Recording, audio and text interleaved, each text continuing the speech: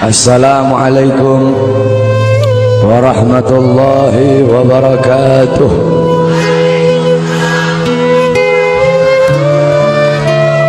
Bismillahirrahmanirrahim. Alhamdulillahil qawiyyi sultanuh, al-wadihil burhanuh, al-mabsut fil wujud karamuhu wa ihsanuh. Allahumma salli ala nuril anwar wa sirril asrar wa tiryakil akhyar wa miftah babil yasar Sayyidina wa maulana Muhammadin al-Mukhtar wa alihi al-adhar wa ashabihi al-akhyar adada ni'amillahi wa ifdalihi, amma ba'd. Yang saya cintai, yang saya muliakan, para alim ulama, para habaib, para kiai, para asatid, para tokoh masyarakat, para aparat pemerintah, wabil khusus Al-Habib Abdullah bin Muhsin Al-Muhdar. Yang saya cintai, yang saya muliakan, guru kita bersama Kiai Haji Mahdi beserta para kiai, para asatid yang lain. Yang saya cintai, yang saya muliakan, ketua panitia beserta seluruh panitia, ketua musalla Ar-Raudhah, imam musalla beserta seluruh hadirin dan hadirat, bapak-bapak, ibu-ibu, pemuda-pemudi umat Sayyidina Muhammad yang selalu dimuliakan oleh Allah Subhanahu wa ta'ala. Alhamdulillah, segala puji dan syukur kembali ke hadirat Allah Subhanahu wa ta'ala. Dialah Allah Subhanahu wa ta'ala, Tuhan seru sekalian alam. Dialah Allah, Raja yang menguasai segala kekuasaan. Dialah Allah Subhanahu wa ta'ala yang maha besar dari segala sesuatu yang besar. Yang besar selain Allah kecil. Dialah Allah Subhanahu wa ta'ala yang maha kaya dari segala sesuatu yang kaya. Yang kaya selain Allah miskin. Dialah Allah Subhanahu wa ta'ala, Raja di atas para raja. Yang raja selain Allah budak. Dialah Allah Subhanahu wa ta'ala yang maha perkasa, yang maha kuat. Yang perkasa selain Allah, yang kuat selain Allah lemah. Dialah Allah Subhanahu wa ta'ala yang maha hidup. Yang hidup selain Allah pasti akan mati. Yang ada selain Allah pasti akan tiada. Yang wujud selain Allah pasti akan binasa. Sedangkan hidupnya Allah, adanya Allah, wujudnya Allah selama-lamanya, kekal abadi, tidak akan pernah musnah dan tidak akan pernah binasa. Dialah Allah yang dimana kedekatan hamba dengannya tidak akan membuat hamba itu setara dengannya. Jauhnya hamba darinya tidak akan membuat dinding penghalang antara hamba dengannya. Dialah Allah yang dimana walaupun seluruh hamba-hamba dari awal zaman sampai akhir zaman semuanya berbuat baik, tidak akan menambahkan sedikit pun keagungan di sisi. Dan dialah Allah yang dimana walaupun seluruh hamba-hamba dari awal zaman sampai akhir zaman semuanya berbuat dosa, tidak akan mengurangi sedikit pun keagungan di sisinya. Dan dialah Allah yang dimana pada malam hari yang mulia ini, di tempat yang penuh dengan barokah ini, Allah Subhanahu wa ta'ala sedang memandang kita semua yang duduk di tempat ini. Allah pandang dengan pandangan rahmat, Allah pandang dengan pandangan kasih sayang, Allah pandang dengan pandangan maghfirah, Allah pandang dengan pandangan pengampunan. Kenapa saudara-saudara? Karena kita mendapatkan keberkahan dan kemuliaan dari baginda agung Nabi besar Muhammad sallallahu alaihi wasallam. Allah Subhanahu wa ta'ala mengampuni dosa-dosamu yang telah lalu, mulai dari langkahan kaki kalian dari rumah kalian menuju ke tempat ini. Dari tempat ini kalian pulang menuju ke rumah. Di situ Allah ampuni dosa-dosa yang akan datang. Kenapa? Karena duduknya kita di sini mendapatkan barokah dari para ulama. Duduknya kita di sini mendapatkan barokah dari orang-orang saleh. Kita duduk di sini berkumpul bersama para kiai, berkumpul bersama para ustaz, berkumpul bersama orang-orang saleh. Qala Rasul sallallahu alaihi wasallam, "Man zara aliman fa ka'annama zarani, man safa aliman fa ka'annama safahani, man jalasa aliman fa ka'annama jalasani fid dunya, faman jalasani fid dunya ajlastuhu ma'i yaumal qiyamah." Berkata Rasulullah sallallahu alaihi wasallam, siapa orang yang mendatangi ulama, mendatangi kiai, mendatangi ustaz, mendatangi guru-guru agama, sama seperti kalian mendatangiku, kata Rasul. Siapa orang yang musafahah, mencium tangan ulama, mencium tangan kiai, mencium tangan guru-guru agama, sama seperti kalian mencium tanganku. Dan siapa orang yang di dunia duduk berkumpul bersama ulama, duduk berkumpul bersama orang-orang soleh, duduk berkumpul bersama para kiai, sama seperti kalian duduk denganku di dunia. Dan siapa orang yang duduk denganku di dunia, kelak di yaumil qiyamah akan aku dudukkan dia bersamaku. Orang-orang yang beruntung di akhirat, orang-orang yang berbahagia di akhirat, bukanlah orang-orang yang hanya datang sekedar bawa pahala salat, yang hanya datang sekedar bawa pahala zakat, yang hanya datang sekedar bawa pahala haji. Akan tetapi orang-orang yang beruntung di akhirat, orang-orang yang kedua matanya dihalalkan oleh Allah untuk memandang wajah indah baginda Sayyidina Muhammad. Saudara-saudara, kelak di akhirat, kalau kedua mata kita tidak bisa memandang wajah Nabi, kalau kedua mata kita Allah haramkan untuk memandang wajahnya Nabi, kita menjadi orang-orang yang celaka, kita menjadi orang-orang yang rugi kalau nanti tidak bisa memandang wajahnya Nabi Muhammad. Para sahabat-sahabat yang mulia, beliau-beliau ingin masuk surga. Tujuannya itu bukan istana yang temboknya terbuat dari emas putih, bukan istana yang tanahnya terbuat dari kasturi, bukan bidadari-bidadari, bukan telaga Al-Kautsar, bukan telaga Al-Haud. Tujuan para sahabat masuk surga, tujuan para sahabat masuk surga satu, berkumpul dengan Nabi Muhammad sallallahu alaihi wasallam. Andaikan di surga tidak ada Nabi, para sahabat tidak ingin masuk surga, saudara-saudara. Sayyidina Ja'far bin Abi Thalib, Ja'far At-Tuyar, Ja'far At-Tuyur yang berterbangan di surga.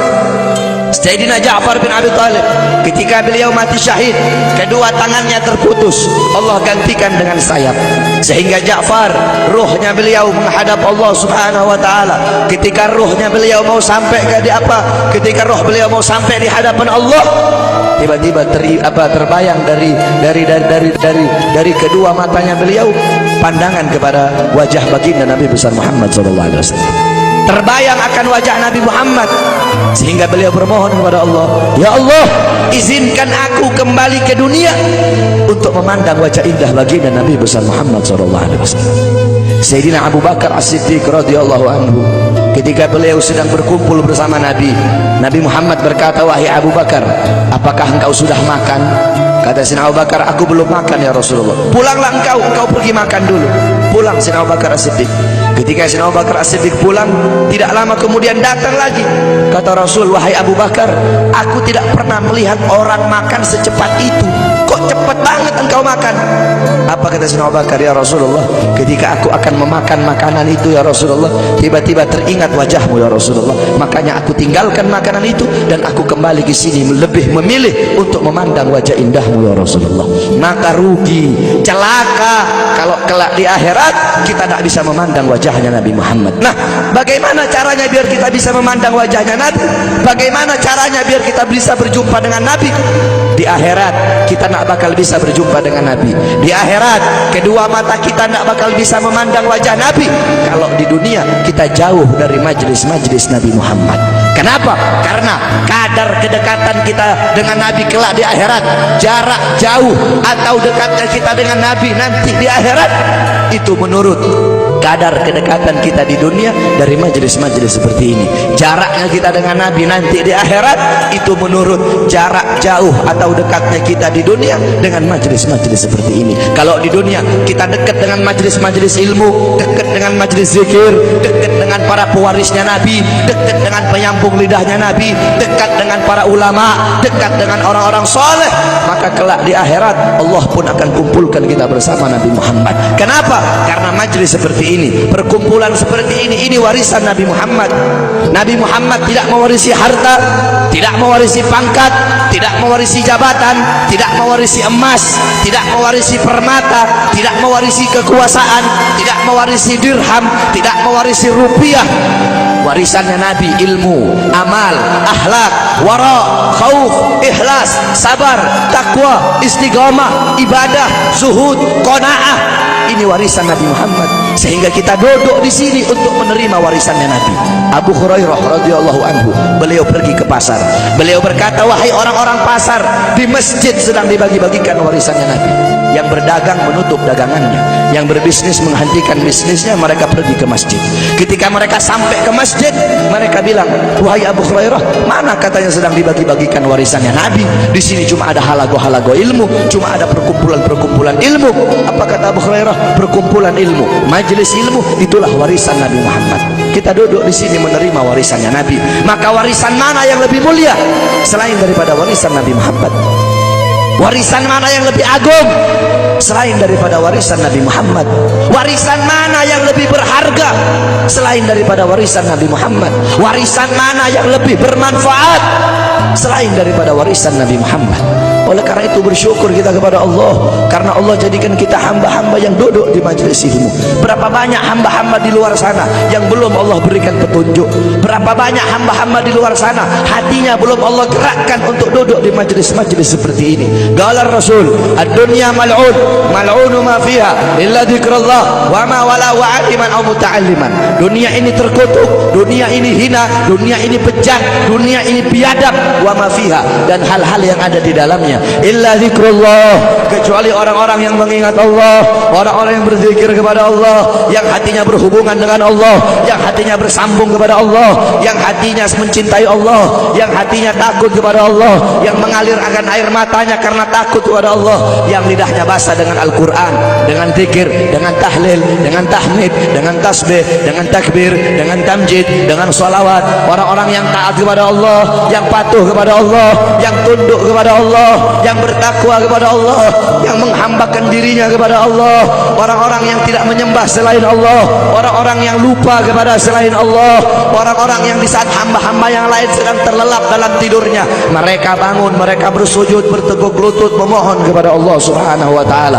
Orang-orang yang menghidupkan malam-malamnya untuk beribadah kepada Allah. Wa aliman, orang-orang yang alim, orang-orang yang soleh, para kiai, para ustadz, para guru-guru agama. Wa muta'alliman, para penuntut ilmu yang suka duduk di majelis ilmu, di pesantren, di masjid, di musalla untuk menuntut ilmunya Allah.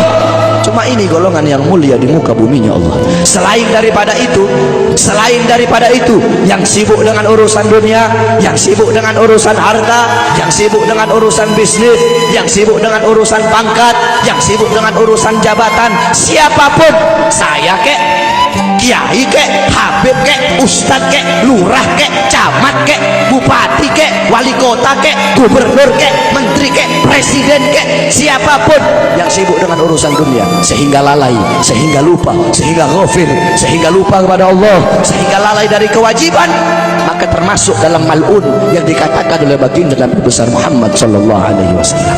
Oleh karena itu bersyukur kita kepada Allah. Ini nikmat yang luar biasa, ini nikmat yang agung. Allah kumpulkan kita bersama ulama. Kedua mata kita memandang wajah para ulama, kedua mata kita memandang wajah ulama. Ini suatu anugerah yang luar biasa, saudara-saudara. Di zamannya Syekh Abu Yazid Al-Bustami, ketika itu sedang ditimpa musim kemarau. Orang-orang kampung berkumpul, mereka sholat istisqa, mereka sholat minta hujan. Berkali-kali mereka sholat, tapi nggak turun-turun hujan. Akhirnya datang seorang anak muda. Anak muda itu mengangkat tangan dan berkata, Ya Rabb, bihaqqi ma fi ra'si inzil matar. Ya Allah, demi hak yang ada di dalam kepalaku, turunkan hujan. Tiba-tiba turun hujan. Orang-orang kampung menghampiri anak muda tersebut dan berkata, wahai anak muda, kami berkali-kali sholat minta hujan tapi nggak turun-turun hujan. Engkau satu kali kau minta, satu kali kau berdoa kepada Allah dengan membawa hak yang ada dalam kepalamu, Allah terima kau punya doa. Memangnya dalam kepalamu itu ada apa? Anak muda tersebut berkata, di dalam kepalaku ada kedua bola mata, yang dimana kedua bola mata ini pernah aku gunakan untuk memandang wajahnya Syekh Abu Yazid Al-Bustami. Berkat kedua mata, sebab kedua mata yang pernah memandang wajah beliau, sebab kedua mata yang pernah memandang wajah orang soleh, maka aku bawa dua mata ini menghadap Allah dengan harapan agar Allah menerima doaku dan Allah pun menerima doaku. Itu kedua mata yang memandang wajah orang soleh. Maka bagaimana kalau kita duduk berkumpul bersama ulama? Kata Rasulullah, satu kali pandanganmu engkau memandang orang alim, engkau memandang orang ahli agama, pandanganmu itu lebih mulia, lebih baik, lebih utama daripada engkau menyedekahkan 1000 kuda untuk orang-orang yang berjuang di jalan Allah. Faqih Muqaddam Muhammad bin Ali Ba'alawi, di zaman beliau, ketika itu beliau sudah meninggal. Faqih Muqaddam, beliau adalah Ustadzil A'zam, beliau seorang guru besar, beliau Syekhus Syuyukhus Syariah, gurunya para guru-guru syariat. Bukan guru syariat, tapi gurunya para guru-guru syariat. Qudwatul muhaqqiqin, pedoman para ahli hakikat, tajul a'immatil arifin, beliau mahkota para ahli ma'rifat. Faqih Muqaddam kakeknya para habaib, kakeknya Segaf wal Idrus Al-Habsyi Al-Abbas bin Syahab dan para habaib-habaib yang lain. Nah, Faqih Muqaddam dimakamkan di Zanbal. Zanbal itu pemakaman para aulia, pemakamannya orang-orang soleh, pemakaman para habaib. Dulu ada satu orang fasik, orang yang suka berbuat dosa. Ini orang fasik dikuburkan di dekat makam Zanbal. Ini orang fasik dikubur di dekat makamnya orang-orang soleh. Beberapa minggu kemudian ada seorang wali bermimpi. Seorang wali bermimpi bahwasanya orang fasik itu sedang disiksa oleh Allah, sedang diazab, sedang disiksa oleh Munkar dan Nakir, tulang-tulangnya diremukkan. Tiba-tiba ketika dia sedang dalam penyiksaan, Faqih Muqaddam masuk ke dalam kuburnya orang fasik tersebut. Faqih Muqaddam masuk dan Faqih Muqaddam bilang, wahai Munkar Nakir, pergilah engkau, jangan kau siksa orang ini. Dengan engkau menyiksanya, teriakan dia, jeritannya dia mengganggu zikirku kepada Allah Subhanahu wa ta'ala. Orang fasik tersebut dapat syafaat hanya karena kuburnya dekat dengan makomnya orang soleh. Maka bagaimana kalau kita di dunia dekat dengan ulama, duduk bersama orang-orang soleh?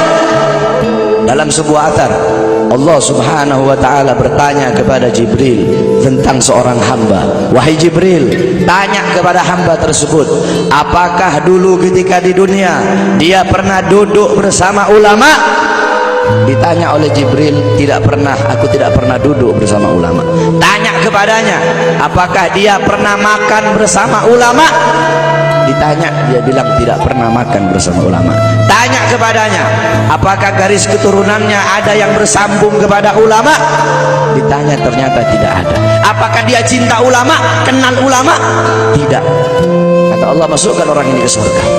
Jibril berkata, kenapa kau masukkan ke surga? Dia nggak pernah duduk bersama ulama, tidak pernah makan bersama ulama, orang alim bukan. Kata Allah, karena dia mencintai seseorang yang dimana seseorang yang dia cintai cinta kepada ulama. Orang itu tidak langsung cinta ulama, tidak, tapi dia mencintai seseorang. Seseorang yang dia cintai itu cinta kepada ulama. Lihat, begitu luar biasanya mencintai para ulama. Karena beliau-beliau para ulama, orang-orang soleh, mereka orang-orang yang merindukan Allah dan Allah merindukannya. Mereka orang-orang yang mengutamakan Allah di atas segala-galanya, sehingga Allah mengutamakan mereka di atas segala-galanya.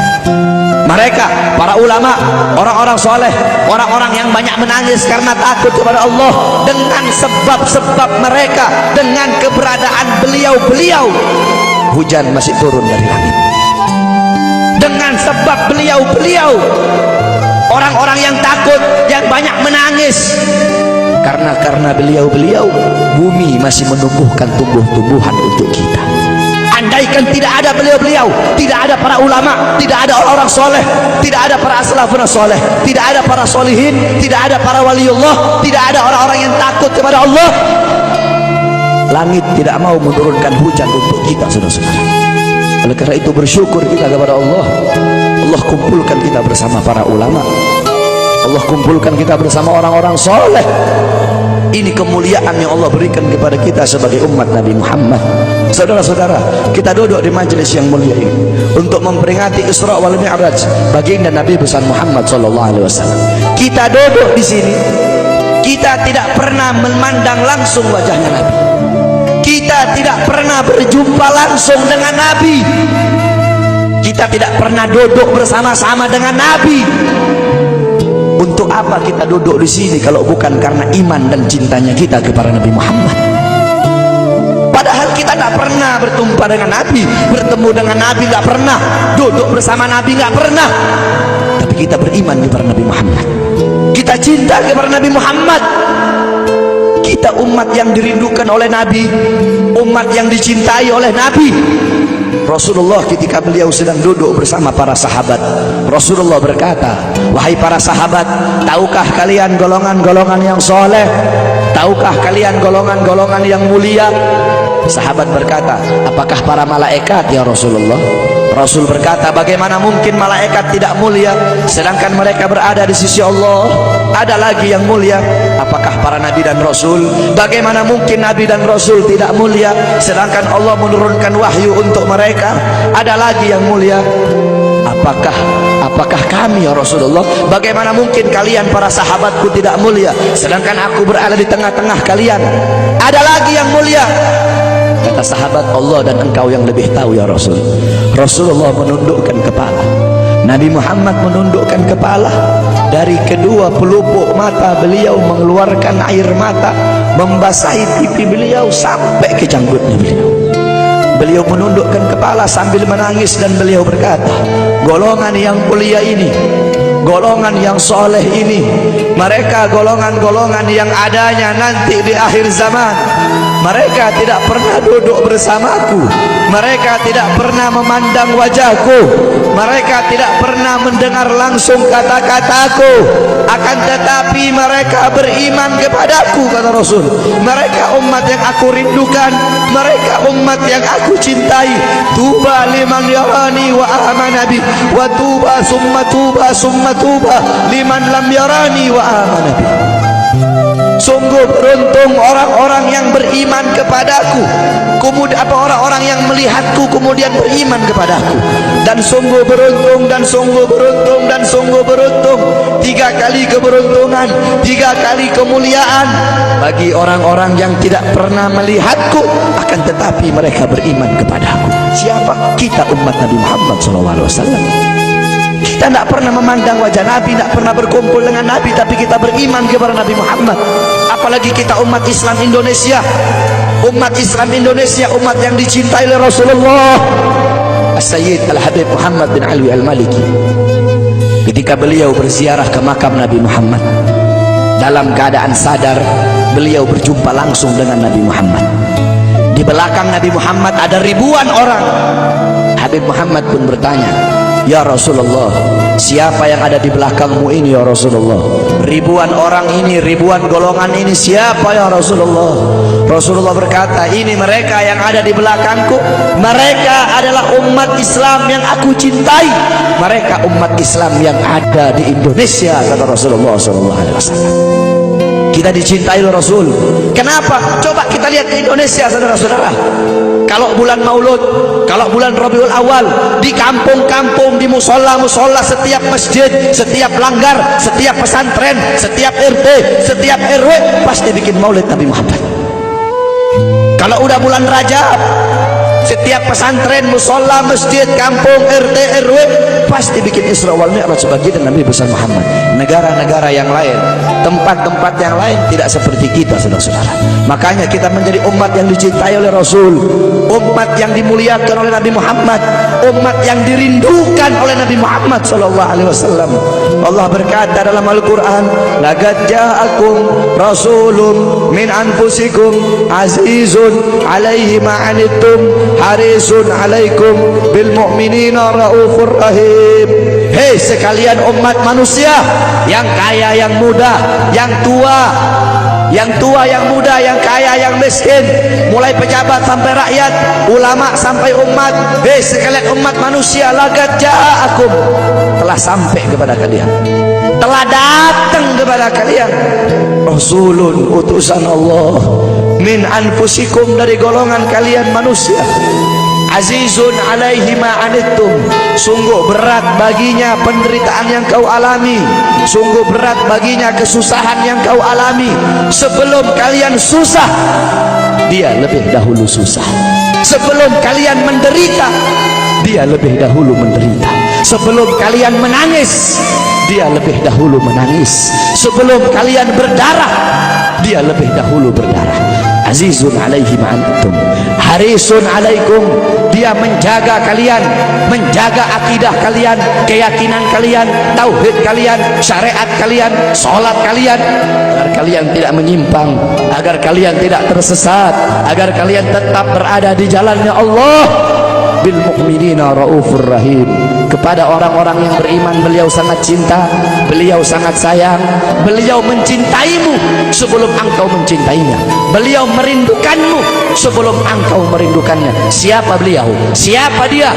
Dia adalah seorang manusia yang mengorbankan jiwanya, mengorbankan nyawanya, mengorbankan darah dan hartanya demi kita sebagai umat. Beliau kepanasan, kedinginan, 3 hari 3 malam makan, mengganjal perutnya dengan sebongkah batu. Perut suci beliau berbunyi. Kelaparan bukan untuk dirinya, kelaparan bukan untuk anak cucunya, kelaparan demi kita sebagai umat. Beliau seorang manusia yang pipinya pernah tertusuk duri sampai tembus ke sebelah demi kita sebagai umat. Beliau seorang manusia yang pernah wajah beliau dilempari kotoran demi kita sebagai umat. Lupakah kalian dengan air mata beliau yang menetes setiap malam demi kalian? Lupakah kalian darah suci beliau yang menetes ketika berada di kota Taif, dilempari batu demi kalian? Ketika beliau pergi ke kota Taif, dahi beliau dilempar batu, darah ke beliau keluar. Ketika darah itu jatuh, ditampung darah beliau, ditampung darahnya. Sahabat berkata, ya Rasul, kenapa kau tampung darahmu ya Rasul? Rasul berkata, andaikan darahku jatuh di atas tanah Taif, penduduk kota Taif akan ditenggelamkan oleh bumi, sedangkan mereka adalah umatku. Luar biasa kasih sayang Nabi kepada kalian. Tetapi kita sebagai umat tidak tahu diri. Kita sebagai umat merusak sunnahnya, kita sebagai umat melanggar ajarannya, kita sebagai umat semakin hari semakin jauh darinya, meninggalkan pakaiannya, meninggalkan ajarannya, meninggalkan sunnahnya, meninggalkan kepribadiannya, meninggalkan akhlaknya, meninggalkan Al-Qur'annya. Rasulullah sallallahu alaihi wasallam yang dimana qala Sayyidina Ali karamallahu wajhah, inna Rasulullah fi akhir nafsi harrakat syafataihi marratain fa'alqaitu sam'i fasamituhu yaqul ummati ummati faqubida Rasulullah sallallahu alaihi wasallam wa qala law kanatid dunya tadumu li wahidin la kana Rasulullah sallallahu alaihi wasallam fiha mukhalladan. Dari Sayyidina Ali karamallahu wajhah, ketika akhir-akhir detik-detik kematiannya Rasulullah, beliau mendengar, beliau melihat dari bibir Rasulullah bergerak dengan 2 kali gerakan. Beliau mendekatkan telinganya, mendekatkan pendengarannya, dan beliau mendengar Rasulullah berkata, ummati ummati. Faqubida Rasul, meninggal Rasulullah sallallahu alaihi wasallam. Ketika nyawa Rasulullah akan dicabut, Rasulullah berkata kepada Jibril, wahai Jibril, aku belum puas meninggalkan umat, aku tidak mau meninggalkan mereka dalam keadaan belum diberi jaminan oleh Allah wahai Jibril, sampaikan kepada Allah, aku tidak minta jaminan untuk diriku, aku tidak minta jaminan untuk keluargaku, aku minta jaminan untuk umatku. Wahai Jibril, sampaikan kepada Allah. Jibril pun pergi kepada Allah. Jibril pun berkata, ya Allah, kekasihmu Muhammad meminta jaminan untuk umatnya. Allah bilang, wahai Jibril, katakan kepada Muhammad, aku tidak akan menghinakan umat Muhammad. Basyirhu fa innahu awwalu nasin kharijum minal ardi idza bu'isu. Kemudian beliau ditarik lagi nyawa beliau berkata, ya Khalil Israel, wahai kekasihku Israel, apakah seperti ini rasa sakit ketika dicabut nyawa? Israel berkata, iya ya Rasulullah, seperti inilah rasa sakit ketika dicabut nyawa ya Rasulullah. Apakah rasa sakit seperti ini juga yang kelak, yang ya Allah, biar aku menanggung sakratul maut seluruh umat. Ya Allah, mereka tidak akan kuat, mereka tidak akan sanggup. Aku nabi mereka, aku pemimpin mereka, biar aku menanggung beban penderitaan sakratul maut mereka. Ya Allah, biar aku menanggung sakratul maut umatku. Ya Allah, di mana kita sebagai umat? Apa yang telah kita lakukan untuk Nabi Muhammad? Nabi berkorban untuk kita di saat detik-detik terakhir nafasnya, tidak memikirkan rasa sakitnya, tidak memikirkan pedihnya, tidak memikirkan beratnya. Beliau memikirkan nasib kita sebagai umat. Kelak di yaumil qiyamah, ketika para nabi dan para rasul berkata, nafsi nafsi nafsi nafsi, diriku sendiri, jiwaku sendiri, aku urus urusanku sendiri, aku tidak bisa tolong kalian. Ketika para nabi dan rasul mereka tidak bisa menolong kita, Rasulullah Muhammad ibni Abdullah, Nabi Muhammad bersujud kepada Allah, Nabi Muhammad bertekuk lutut, beliau bermohon kepada Allah. Beliau berkata, ya Allah, aku tidak minta pengampunan untuk diriku, wala Fatimah wala Hamzah, aku tidak minta pengampunan untuk Fatimah, aku tidak minta pengampunan untuk Hamzah, aku cuma minta pengampunan untuk umatku. Ya Allah, untuk umatku. Ya Allah. Rasulullah tidak meminta pengampunan untuk dirinya, tidak meminta pengampunan untuk anaknya, tidak meminta pengampunan untuk paman bibinya, tidak meminta pengampunan untuk keluarga atau anak cucunya, tetapi beliau meminta pengampunan untuk kalian sebagai umat. Karena begitu cintanya beliau kepada umat, karena begitu sayangnya beliau kepada umat, sampai-sampai beliau berkata, lau yushaku ahadukum bisyaukatin fi rijli la ajidu ala maha fi qalbi. Andaikan kalian, salah satu dari kalian kakinya tertusuk duri, andaikan salah satu dari kita yang duduk di sini kaki kita ada yang terkena duri, pasti kita merasakan sakit. Apa kata Rasul? Maka aku tidak merasakan apa yang kalian rasakan, kecuali yang aku rasakan, sampai dalam hati aku rasakan rasa sakit kalian. Lihat bagaimana cintanya Rasul kepada kita. Apa yang sudah kita lakukan untuk Nabi? Sudahkah kita mengorbankan kedua mata kita untuk memandang hal-hal yang disukai oleh Nabi? Sudahkah mengorbankan kedua tangan kita memberi makan golongan-golongan yang dicintai oleh Nabi? Mengorbankan lidah kita untuk mendakwahkan, mensuarakan ajaran syiar Nabi? Sudahkah mengorbankan kedua kaki kita melangkah ke tempat-tempat yang diridhoi oleh Nabi? Kita masih belum bisa balas jasa Nabi, dan tidak akan pernah bisa membalas jasa Nabi Muhammad. Jangankan kita duduk di sini berjam-jam, walaupun kita duduk di sini sampai pagi kita duduk, seumur hidup kita duduk di sini, masih belum bisa membalas jasa Nabi Muhammad.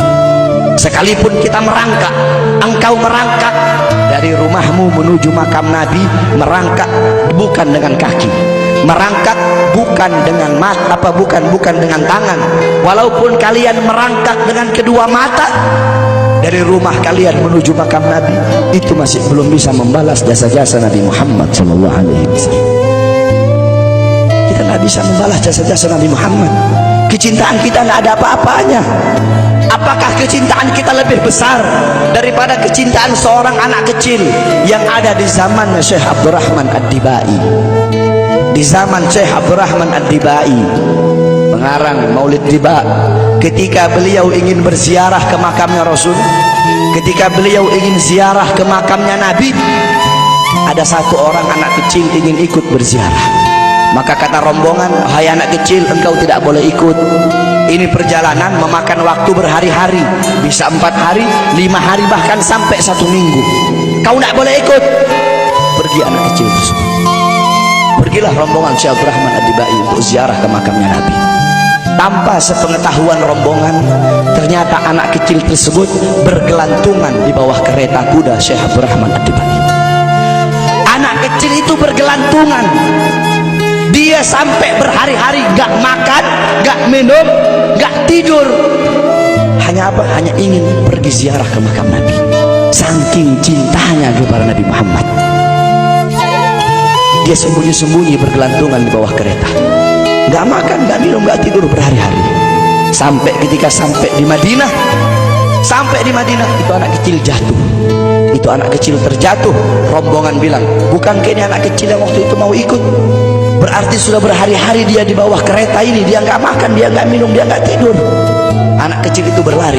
Anak kecil itu berlari sampai dia terjatuh. Saking bahagianya, dia sudah sampai di Madinah. Dia ambil debu-debu Madinah, pasir Madinah, dia ambil, dia usapin ke mukanya. Saking bahagianya, sampai itu anak mati.